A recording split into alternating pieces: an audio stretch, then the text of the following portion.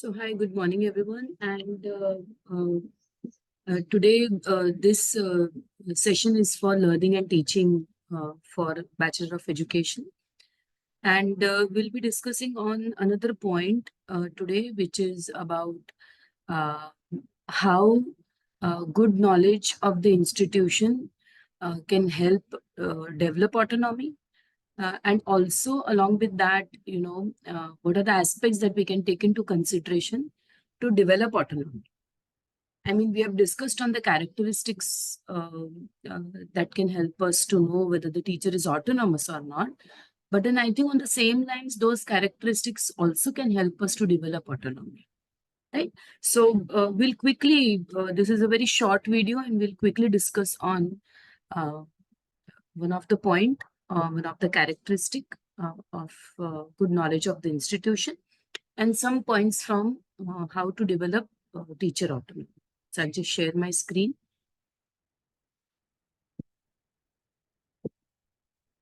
So hope you're able to view the screen and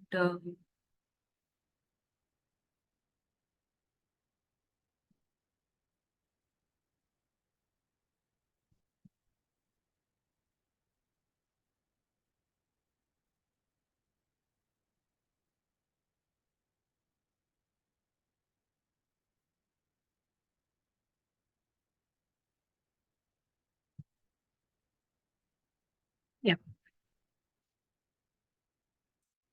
Yeah, so we are discussing on that autonomous teachers should have good knowledge of the institution. And we have been discussing this earlier as well, but few points from this, slide. We discussed that, like if you have good knowledge of the institution, we will be able to have autonomy. What is the relationship of autonomous teacher with good knowledge of the institution? So, if you have good knowledge of the institution, somewhere you'll be able to confront the institutional barriers, right?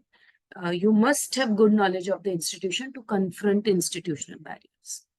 Right now, when we say confront institutional barriers, these institutional barriers must be confronted in socially appropriate ways, which means always the first point of the characteristic of teacher autonomy, which is negotiation skills, is a required aspect for all the teachers. I mean, I would say for all individuals, right? So, socially appropriate ways means something which is desirable behavior of the teacher, and she's able to like there might be a lot of barriers in the school, right? So say for example, you have very less time to transact your syllabus, and the exams are approaching, so you get limited time to transact whatever is remaining.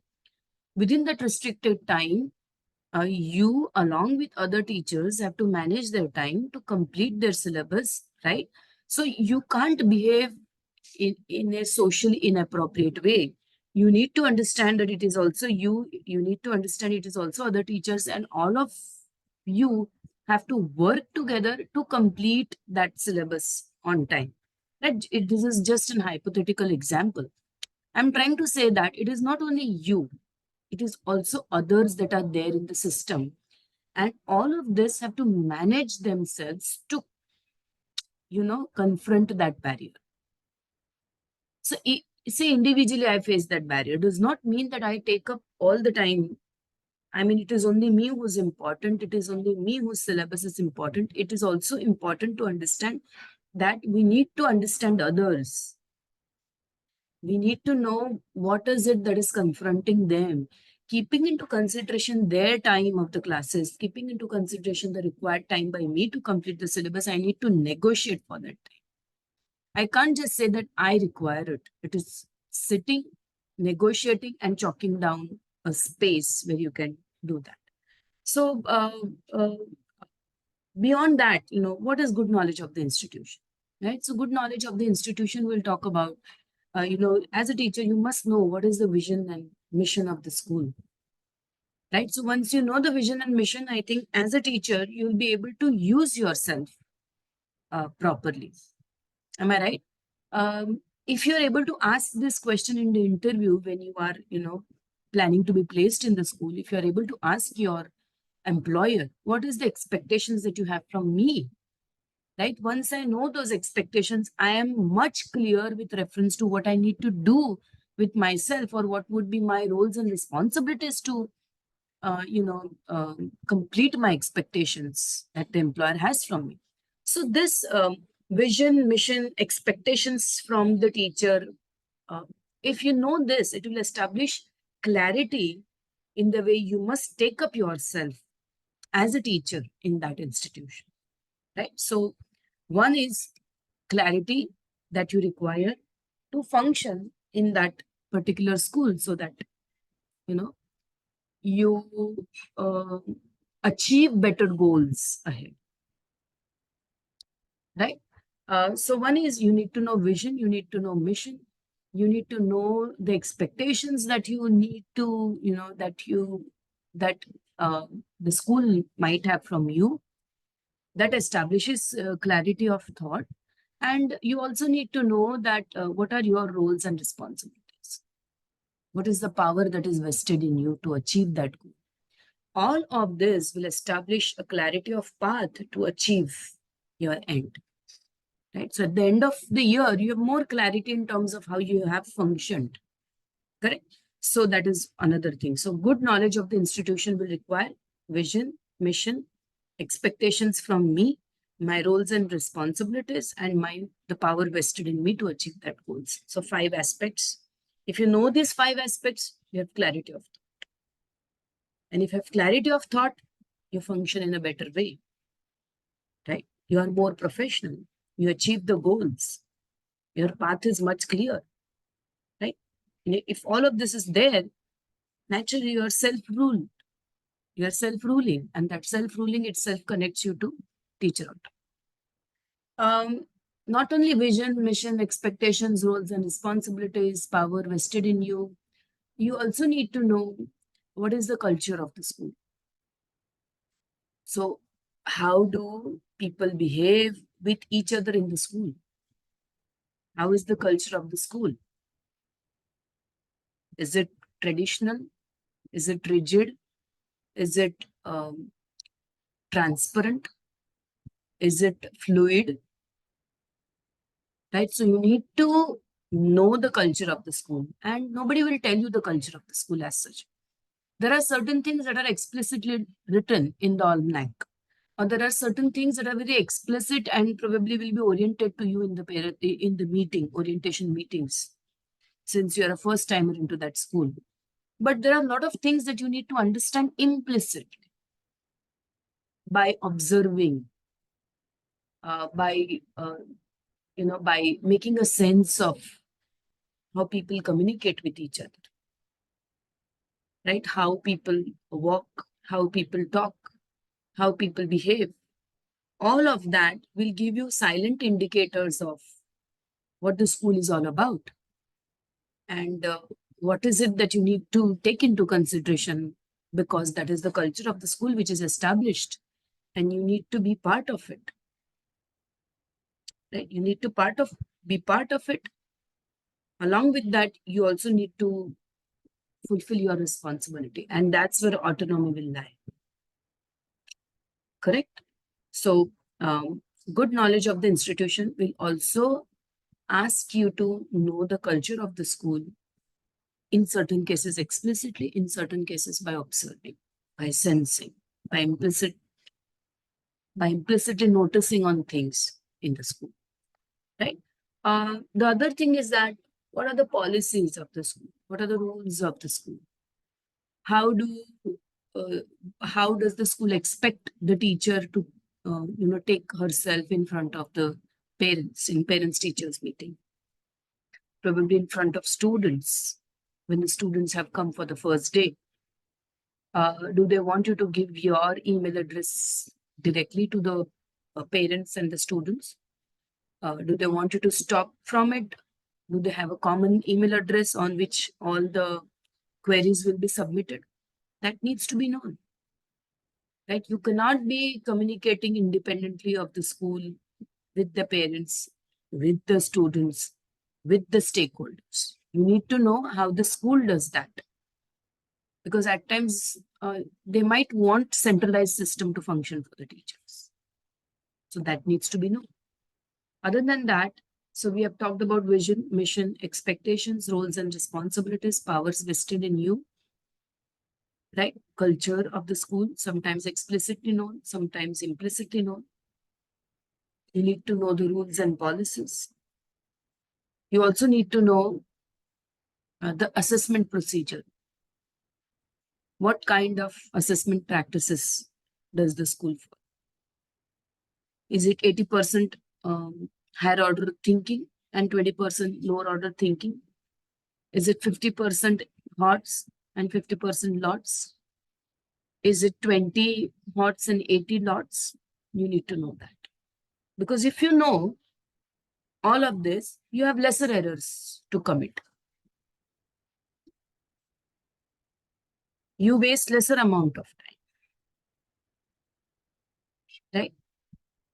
You have better, I would say, portrayal of yourself in front of others. So that reduction in errors, clarity of thought, self-ruling is another thing that connects this with autonomy. And the last point is the infrastructure that you need to know about the school. Certain schools are large, and there are a lot of things that you need to know about that school. Where is the library? Where is the playground? Where is the playground for the small children? Where is the playground for the higher secondary students? Where is the computer room? Right? So, which are these facilities that are available to the school must be known by you. Where is the basketball court? There is a indoor basketball court. There is an outdoor basketball court. Which basketball court you have to use if you have to direct your children to the sports classes?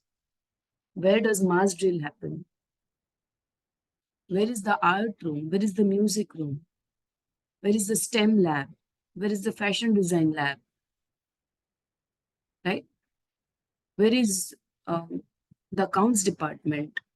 Where is the exam department? Where does principal sit? Where does vice principal sit? Where does my coordinator sit? Where is my HOD sitting? Where do my immediate teachers sit? If all of this is known, then you have better control over the situation. So you have reduction in errors, you have clarity of thought, you have better control of the situation, and so you'll be able to self-rule. And that is how autonomous teacher need to know uh, everything about the school, I would say. Yeah. The second point that we have in today's some points that we might discuss, but I think very importantly, I think 2 points that are important over here: ways to develop autonomy. We have talked about characteristics. We've also talked about uh,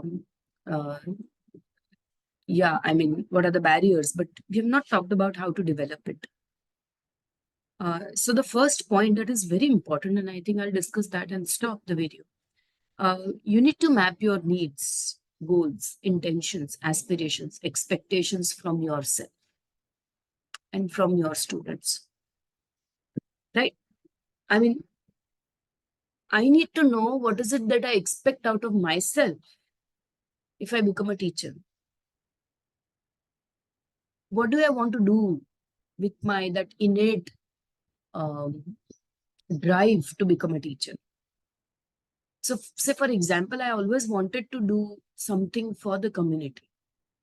Then I said, I can't reach the community at large in this way. But probably I can, the best way to reach a community probably is through teachers. I mean, the, the first hand student teachers. If I'm able to make an impact on them, probably they'll be able to make an impact on the larger groups of the community, which is students.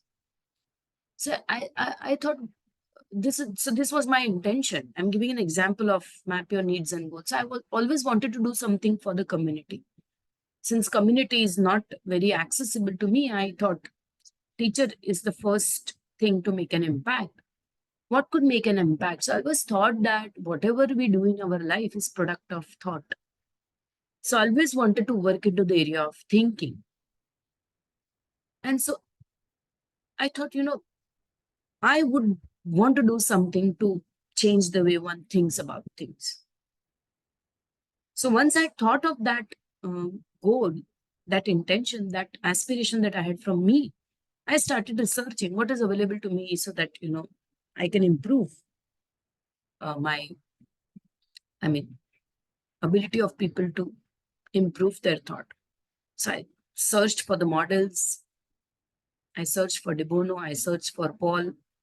I thought this model is better. So I got training into one of the model. And then I started implementing it in student teachers. It was a great success. I did my PhD into it. So now I'm, implementing it very regularly. So this was my aim. And so accordingly, I started chalking down the path for it. So once you know your goal, once you know your aspiration, you know the driveway, you know the road on which you need to walk on. So once you know aspiration, you have clarity of your goal. Once you have clarity of your goal, you need to, you know what actions you need to take to reach to that. Right? So that channelizing helps. Right? And the second point to develop teacher autonomy is use critical thinking skills. Do not immediately infer on things. Do not react as a teacher. So since you join as a new teacher, for an example, probably there are earlier experiences of the earlier teachers. They might say, this group is this group is good, this group is this group is. Let us not take that baggage. Of course, let us take that in our mind, but let us not form that as a background to behave with those students. Let your experiences be independent, but let that become a guide so you become more aware of it. So critical thinking is important to make a decision when the situation arises. Right? So with this, I'll stop this short video, and we discussed on autonomous teachers have good knowledge of the institution and ways to develop teacher autonomy, in which first one was map your needs and goals and expectations and aspirations. And second is use critical thinking skills to make a decision. Thank you and have a good day.